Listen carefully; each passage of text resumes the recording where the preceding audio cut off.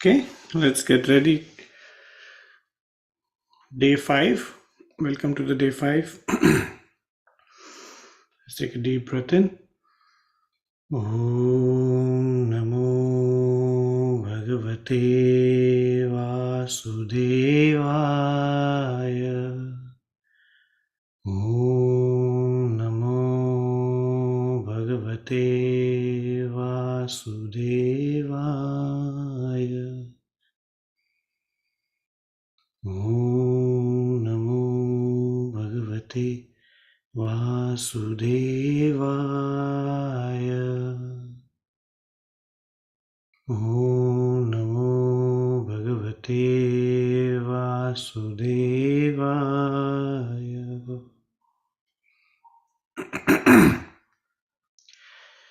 So we'll take up from where we left yesterday. This is chapter 6. We've been discussing about different ways of meditation where you need to drop the intentions and the cravings and bring the mind back to repose, to let it rest in oneself again and again. And it will go out again and again. The senses, the nature of the senses is to go out. It is restless. The mind is restless. But again and again, gently, skillfully bringing it back uh, to oneself. The self here is the translator has put it as God, but it's actually Atma means self. Then, having attained this perfect serenity, one whose restlessness, the rajas, has calmed down, and one who has recognized the Brahman, the purity, and the embodiment of truth, knowledge, and bliss. To such person, there is a enduring happiness, lasting happiness comes in matter of time. Such a pure yogi, devoid of impurities, thus uniting his self constantly, defragmenting oneself constantly with the Brahman, easily enjoys the eternal bliss of oneness with the Brahman. The yogi, united in identity with the all pervading infinite consciousness, whose vision everywhere is even, beholds the self existing in all beings and all beings assumed in the self. One who sees me, the universal self, present in all beings and all beings existing within me, is never lost to me, nor am I ever lost to them. The yogi who is established in union with me and worships me, honors me as residing in all beings as their very self, though engaged in all forms of activities, dwells just in me. Arjun, he who looks on all as one, on the analogy of his own self.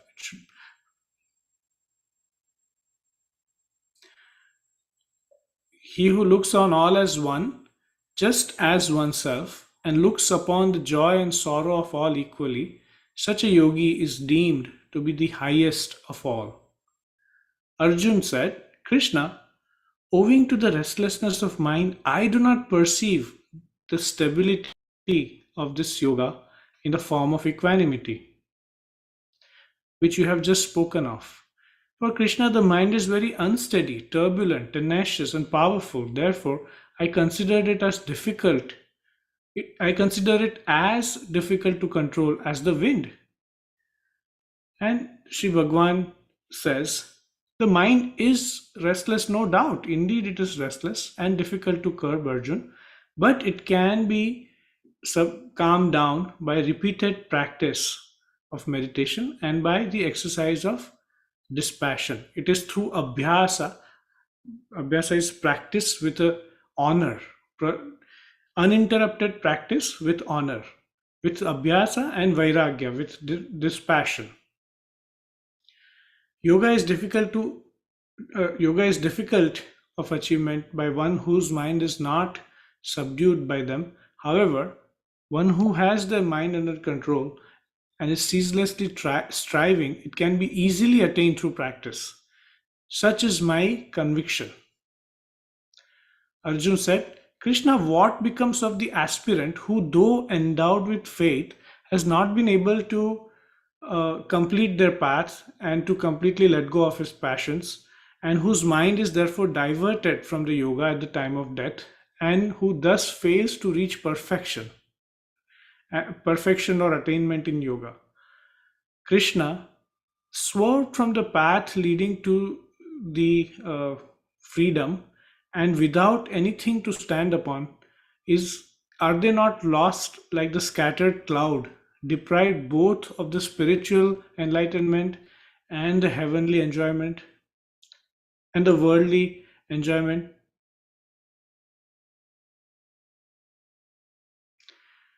Krishna, only you are capable to remove this doubt of mine completely, for none other than you can dispel this doubt.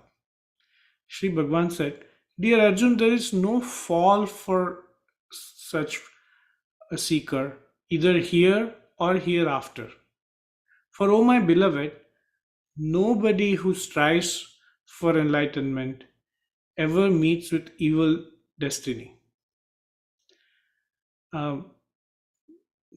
Nahi kalyanakrit kashchit durgatim tata gachati. So one who is on the path of goodness, one who is in the seeking of knowledge, who is moving on the path of knowledge and of truth, as a seeker of truth, there cannot be any demotion to that person, cannot ever regress on the path.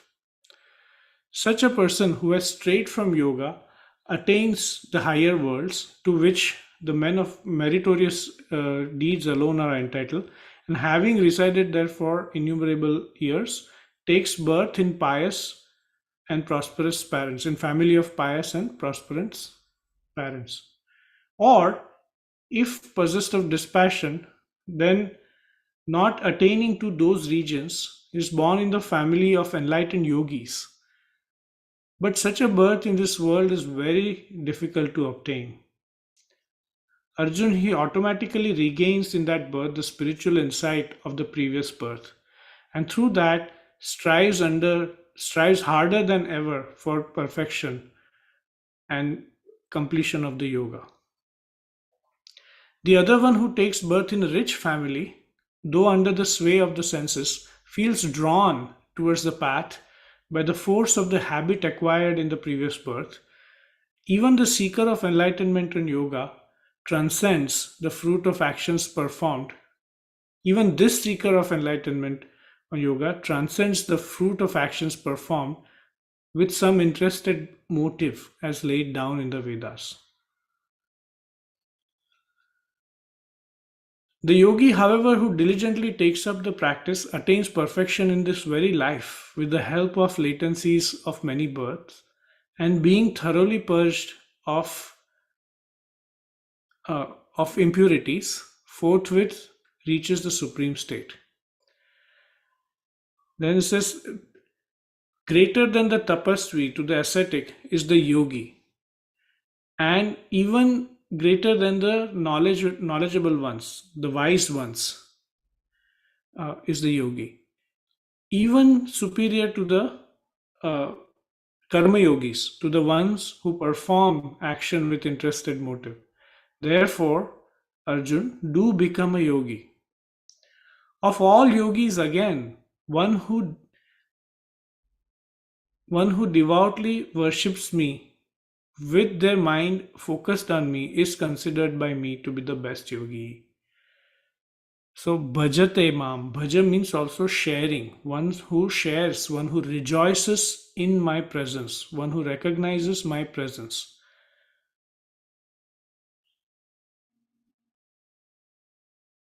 So one who sees myself within themselves and within everyone and shares in my presence. Even that he is considered he or she is considered the best yogi to me. And there ends the chapter 6. Om Shanti Shanti Shanti. Om Shri Paramatmane Namaha. Chapter 7. So the previous chapter name was Atma Sanyam Yoga. That is the yoga of self-control. Control is not exactly the word, but anyway. Chapter 7, Shri Bhagwan said, Arjun, now listen. How with the mind attached to me through um, how with mind attached to me and practicing yoga with absolute reliance on me, you will know me.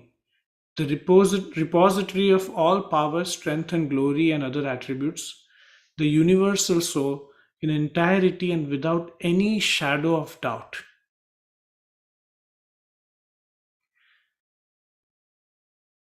Some of this is insertion. Repository of power, strength, and glory is not there in the Sanskrit. I shall unfold to you in its entirety this wisdom, along with the knowledge of the qualified aspect, of the unmanifest and the manifest. Um, Knowing this, nothing else remains to be known in this world. Hardly one among thousands strives to realize me. Hardly one among thousands strives to realize me. Of those striving, only rare one devoting exclusively to me knows me in reality. The earth, water, fire, air, ether, mind, reason, and also ego. These constitute my nature, divided into 8 parts. This constitute the 8 parts of my nature. This indeed is my lower material nature. Other than this, by which the whole universe is sustained, know it to be my higher nature, or the abstract or the spiritual nature, in the form of the Jeev, the life principle of Arjun. Arjun, know that all beings have evolved from this twofold Prakriti, and that I am the source of the entire creation, and into me again it all dissolves. There is nothing else besides me, Arjun. Like clusters of yarn beads formed by the knots on a thread. So basically, with the thread, you can create knots, and it can appear like a necklace, but it is all in reality just a thread. Similar to that, just like the whole necklace is made of thread, but it appears to have clusters. Everybody is threaded in me. Sutre manigana eva. It's like all the pearls are threaded in a string. Like that, I am the string threading all the pearls. Arjun, I am the sap in water and the radiance of the moon and the sun. I am the sacred syllable Om in all the Vedas, the sound in ether, and the bravery, courage in men. I am the beautiful odors, fragrances in the earth, and the brightness in the fire. I am the life in all beings and austerity in the ascetics. Arjun, know me, the eternal seed of all beings. I am the intelligence of the intelligent, the glory of the glorious am I. Arjun, of the mighty, I am the might. Of the strong, I am the strength. Free from passion and desire. In beings, I am the desire which does not conflict with the dharma, with the nature. The desire which is aligned with nature, with the dharma and ethics, that is me. Know that as me. Whatever other entities are there, whatever other entities there are, born of sattva, the sattva is the quality of goodness, and those that are born out of rajas, the principle of activity, and tamas, the principle of inertia, know them all as evolved from me alone. In reality, however, neither do I exist in them, nor do they in me. The whole of this creation is deluded by these objects evolved from the three modes of Prakriti, Sattva, Rajas, and Tamas. That is why the world fails to recognize me, who is standing apart from all these perishable qualities, the imperishable me. For this wonderful Maya of mind consists of the three qualities, gunas, is extremely difficult to break through. Those, however, who constantly adore me alone are able to cross it.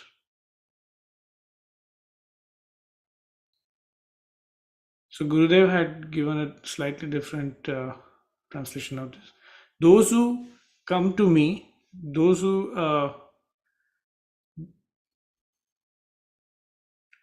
come to me by my grace cross this ocean of misery. That's what he said for that. Those who take refuge in me by my grace cross this ocean of misery. Those whose wisdom has been carried away by Maya, and are of demonic nature, such foolish and vile people of evil deeds do not adore me. Four types of devotees of noble deeds worship me, Arjun. So the one is the pained, somebody who has pain, art, then Jignasu, one who is a seeker of the truth, then Artharthi, one who's seeker of uh, worldly possessions or wants something, uh, success, fame, material, and then finally the seeker of wisdom, the person who has appreciated the wisdom or who has tasted the truth or who is in love with the uh, ultimate reality. Of all of these, the best is the one who is established in the wisdom and committed to growing in wisdom, because they are ever established in identity, in oneness with me, and are possessed of exclusive devotion. For I am extremely dear to this wise one who knows me in reality, and such a one is extremely dear to me. Indeed, all of these are noble, but the one of wisdom is my very self. Such is my view. For such a devotee who has their mind and intellect merged in me is firmly established in me alone as the highest goal. In the very last of all births, the enlightened person worships me by realizing that all this is divine. Such a great soul is very rare indeed.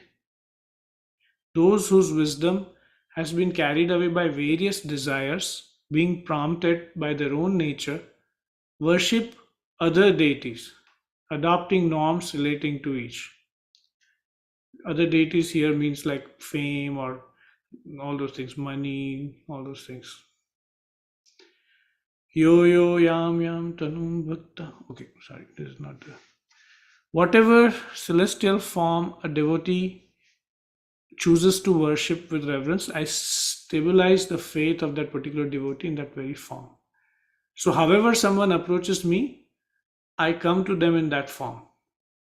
Endowed with such faith, this person worships that particular deity and obtains through that deity and obtains through that deity without doubt their desired enjoyments as ordained by me. The fruit gained by these people of small understanding, however, is perishable. The worshippers of gods attain the gods, whereas my devotees, howsoever they worship me, eventually come to me and me alone. Not knowing my supreme nature, unsurpassable and undecaying, the ignorant persons regard me, who is the supreme spirit, beyond the reach of mind and senses, and the embodiment of truth, knowledge, and bliss, to have assumed a finite form through birth as an ordinary human being.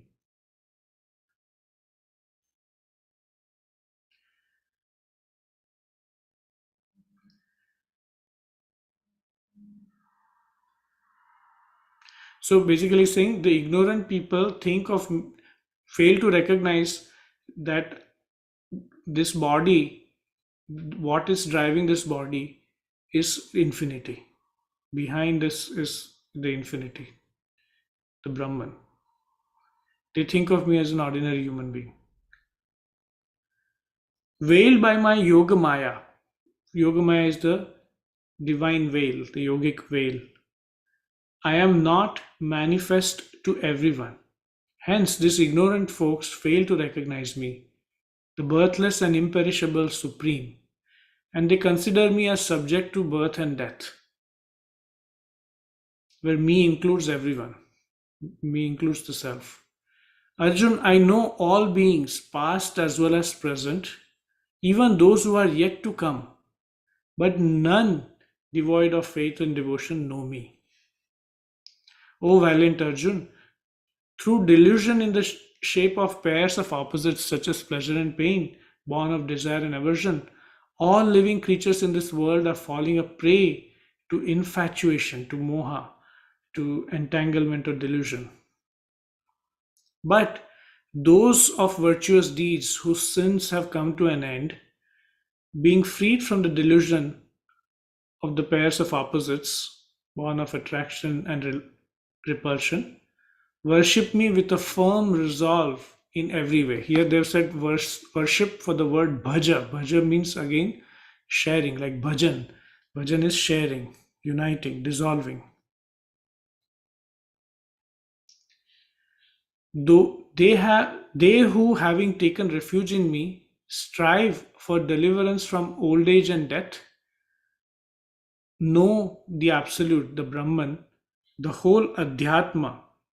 Adhyatma can also be interpreted as spirituality, the totality of all the embodied souls, and the entire field of action, the karma, as well as my integral being comprising the Adhibhut, the field of matter, Adhidaiva, which is the field of divinity, and Adhiyagna, the unmanifest divinity dwelling in the heart of all beings as their witness. And they who possessed of a steadfast mind know thus even at the hour of death, they too know me alone. Om Shanti Shanti Shanti. It comes to end. Chapter 7, Gnana Vijnana Yoga, the yoga of Gnana and Vijnana, the knowledge of manifest and unmanifest divinity. Om Shri Paramatmane Namaha. Atha Ashtodhyaya. So, chapter 8, Arjun says, Krishna, what is that Brahman? What is the Adhyatma, the spirit? And what is karma? What is called Adhibhut, the matter? And what is termed as Adhideva, the divine intelligence? Who is Adhiyagna here, and how does he dwell in the body? And how are you to be realized at the time of death by those of steadfast mind? Sri Bhagavan said, the supreme indestructible is the Brahman. One's own self is called Adhyatma, and the discharge of the spirits, the Visarga, which brings forth the existence of beings, is called karma.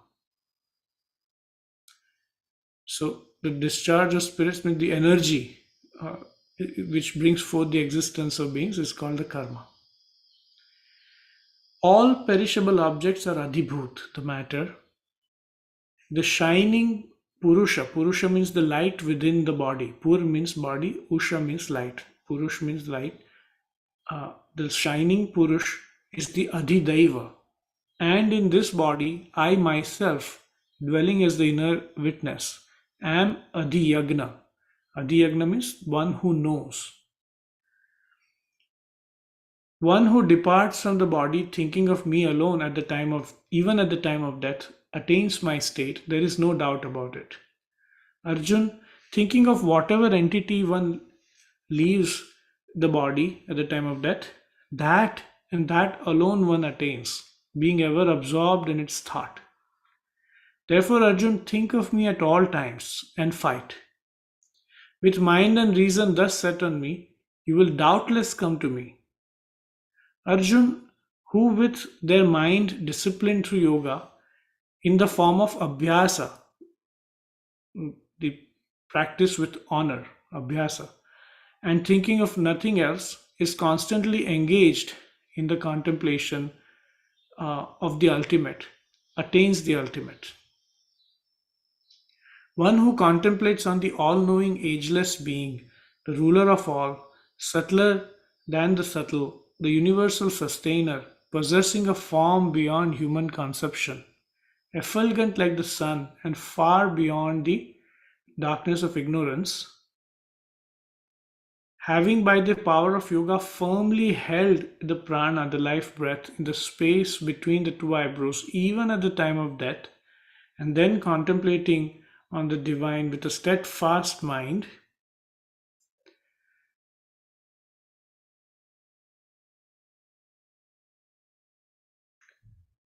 that contemplating the with a steadfast mind is an insertion there.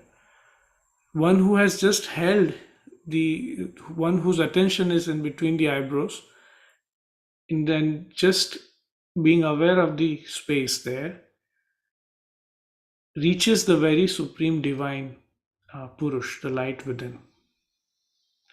I shall tell you briefly about that supreme goal,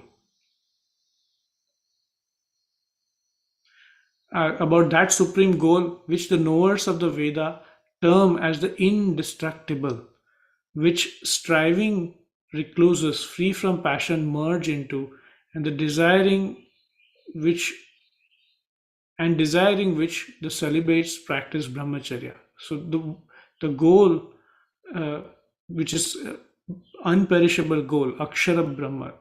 I will tell you about that. Having controlled all the senses, uh, so all the gates, there are nine gates to the body. Having controlled all the gates, all the senses, and firmly holding the mind in the heart, then drawing the life breath, the prana, to the head, and thus remaining steadfast in the dharana, yogic concentration on, on the divine, one who leaves the body and departs, uttering the one indestructible Brahman, Om, and dwelling on me in my absolute aspect, reaches the supreme goal.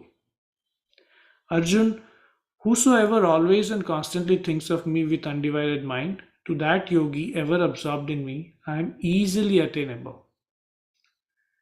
Great souls who have attained the highest perfection, having come to me, are no more subject to rebirth, which is the abode of sorrow and transient by nature.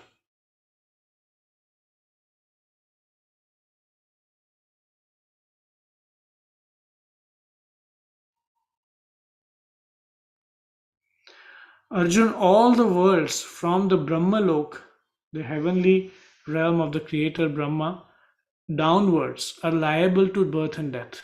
But, O son of Kunti, on attaining me there is no rebirth. For while I am beyond time, regions like Brahmaloka, being conditioned by time, are transitory. Those yogis who know from realization Brahma's day as covering 1,000 Mahayugas, and so his night as extending to another 1,000 Mahayugas, know the reality about time. All embodied beings emanate from the unmanifest at the coming of the cosmic day, and at the cosmic nightfall they merge into the same subtle body of the Brahma, known as the unmanifest.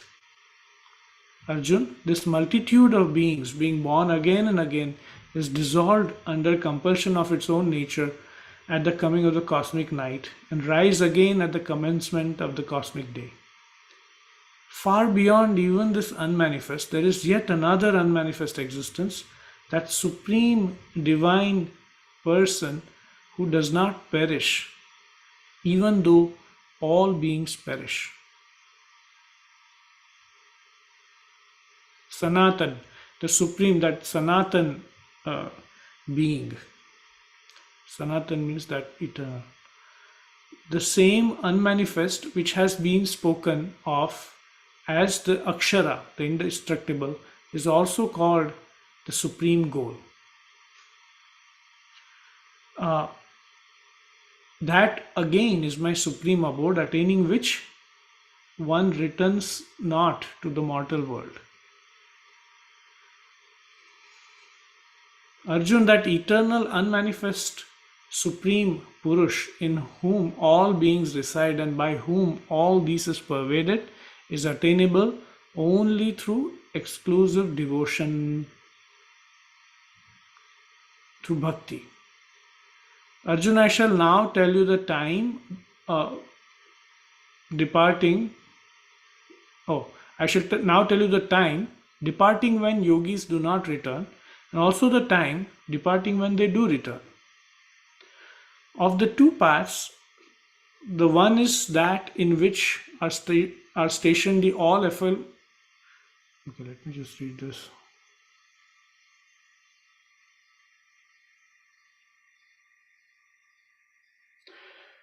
Okay, so there are two paths, one in which there is fire and the light and all the forces presiding over the daylight, bright fortnight, and the 6 months of the northward course of the sun, respectively.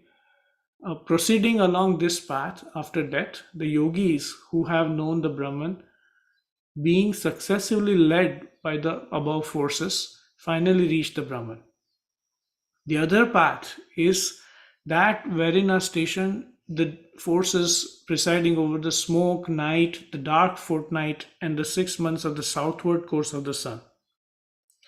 The yogi, devoted to the action with an interested motive, taking to this path after death, is led by the above deities one after another, and attaining the luster of the moon, returns back to this mortal world.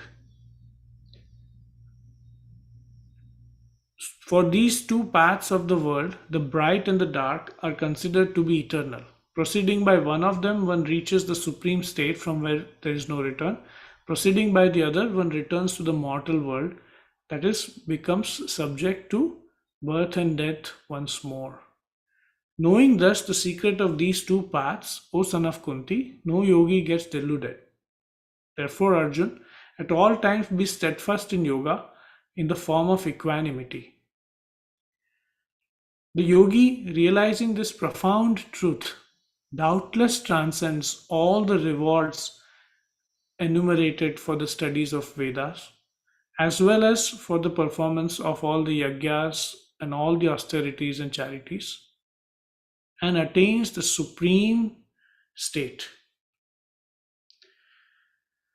Om Tatsaditi Srimad Bhagavad Gita Upanishatsu Brahma Vidyayam Yoga Shastre Shri Krishna Arjuna Samvade Akshara Brahma Yogo Namashtodhyayah. Om Shanti Shanti Shanti.